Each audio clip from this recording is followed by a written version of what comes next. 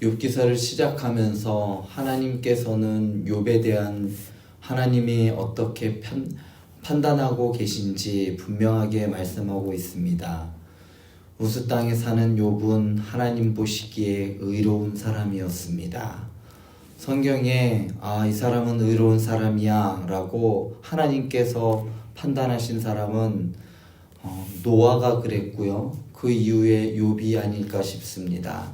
하나님으로부터 진정 의로운 사람이었어 라고 하나님이 자랑하리만큼 욥은 하나님께 인정받은 사람이었지만 성경을 보다 보면 그의 말이 다 옳은 것으로 받아들일 필요는 없습니다. 그러니까 문자 그대로 욥이 이랬어 라고 받아들일 필요는 없다는 말이죠.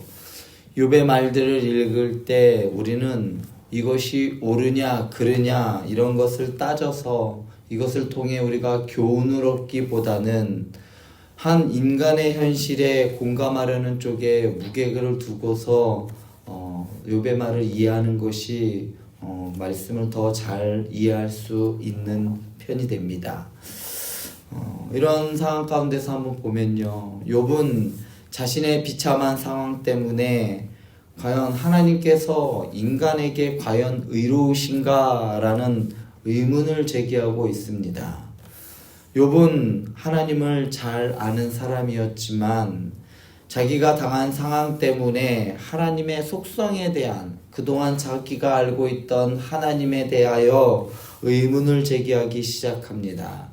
11절에서부터 12절을 보면 하나님께서는 분명하게 모든 만물을 창조한 창조하실 뿐만 아니라 창조의 목적은 마치 죄를 지었을 때 벌을 주기 위해서가 아니냐라고 욥은 질문을 던집니다.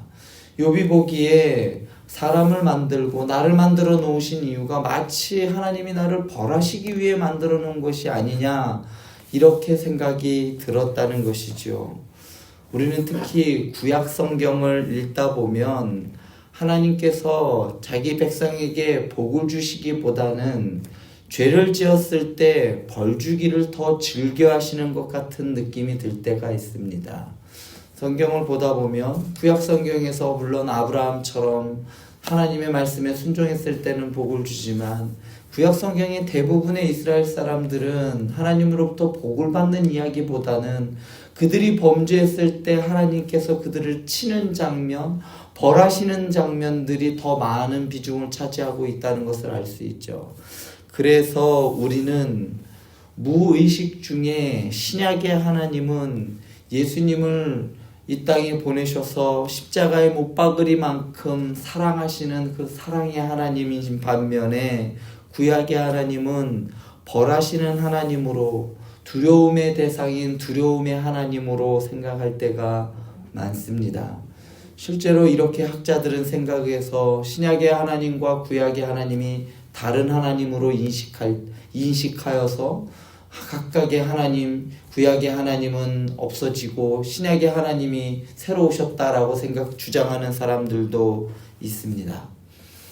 바로 욥이 이와 비슷한 말을 하고 있습니다. 욥은 마치 자기가 아무리 부모의 마음에 들려고 노력해도 맨날 야단 맞는 아이, 즉 칭찬받고 싶어서 설거지를 했는데 물이 바닥에 흥건하게 흘렸다고 야단을 맞고, 아버지를 위해 구두를 닦았는데 구두를 깨끗이 닦아진 것보다는 오히려 구두가 더럽혀졌다고 야단 맞는 아이와 같은 상황에 있는 그러한 느낌을 갖고 있습니다.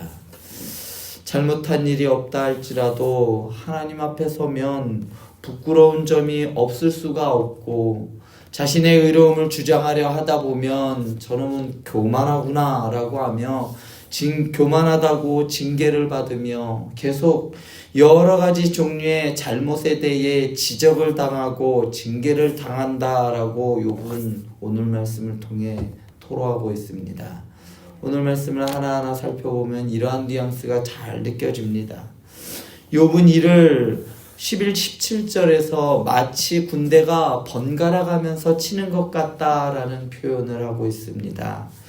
이런 일을 당하는 아이들 중에는 이럴 때 부모가 자기를 혼내는 것을 즐겨 한다고 느끼는 경우가 있는데 바로 욥이 그런 상황입니다. 사실 저도 이러한 기분이 어떤 기분인지 경험을 해봤어요. 제가 중고등학교 때 사고를 하도 많이 쳐가지고 부모님한테 매일 듣는 게 혼나는 거고 매일 야단만 맞다 보니까 우리 어머니는 나를 야단치는 걸 즐겨하는구나. 그걸 위해서 나를 낳으신 건 아닌가 이렇게 생각할 때가 있었습니다. 우리가 신앙생활을 하다 보면 정말 하나님 앞에 의롭게 선다는 것이 너무나도 어렵고 이러지도 저러지도 못하는 상황에 처할 때가 있는데 욥이 바로 그 상황을 아주 실감나게 표현하고 있는 것 같아요. 욥은 만약 하나님이 벌하기를 즐겨하시는 분이라면 인생의 의미가 그 어디에 있는지 다시 한번 묻고 있습니다. 만약 창세기에 기록된 대로 하나님께서 사람을 만드시기 후에 보시기에 좋았다라는 것이 아니라면, 복을 주시려고 만드신 것이 아니라면 왜 나를 이렇게 태어나서 이러한 고통 가운데 두시냐는 겁니다. 하나님이 보시기에 좋았다라고 하면 지금 내가 이 고통 가운데 있는 상황 하나님 정말 보시기에 좋은 것 맞습니까? 욥의 이 말에는 묘한 역설이 숨겨져 있습니다.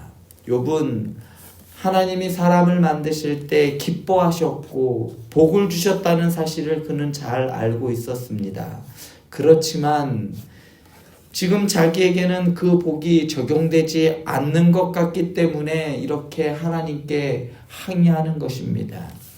욥은 인간에게는 곧 죽음이 임할 것이고 죽음이 이르기 전에 잠시 주어지는 시간에 평안을 주실 수는 없는 거냐고 묻습니다. 그리고 탄식을 합니다. 이는 사람들이 인생을 살아갈 때 욥이 당한 것 같은 그러한 고통은 아닐지라도 끊임없이 고난을 당한다는 현실을 반영하고 있습니다. 그래서 오늘 말씀 22절에서는 땅은 어두워서 흑암 같고 죽음의 그늘이 져서 아무 구별이 없고 광명도 흑암 같으니다 라고 말했습니다. 욥의 눈앞에는 지금 죽음이 그늘이 드려져 있습니다. 그리고 또한 세상의 빛이 사라져서 흑암과 같은 현실이 펼쳐져 있는 것이죠. 그러니까 이 말로는 그냥 편하게 이야기하면 그냥 캄캄한 겁니다. 그리고 이제 나는 죽을 것만 기다리고 있는 상황이죠. 분명 욥의 말이 지혜롭고 올바른 말은 아닐 수 있지만 우리는 욥의 말을 통해 마치 전도서 저자가 말했던 것과 같이 헛되고 헛된 인생의 현실을 엿볼 수가 있습니다. 아무리 발버둥쳐도 하나님께 의로움을 받을 수 없는 인생, 맨날 하나님의 눈치만 볼 수밖에 없는 인생.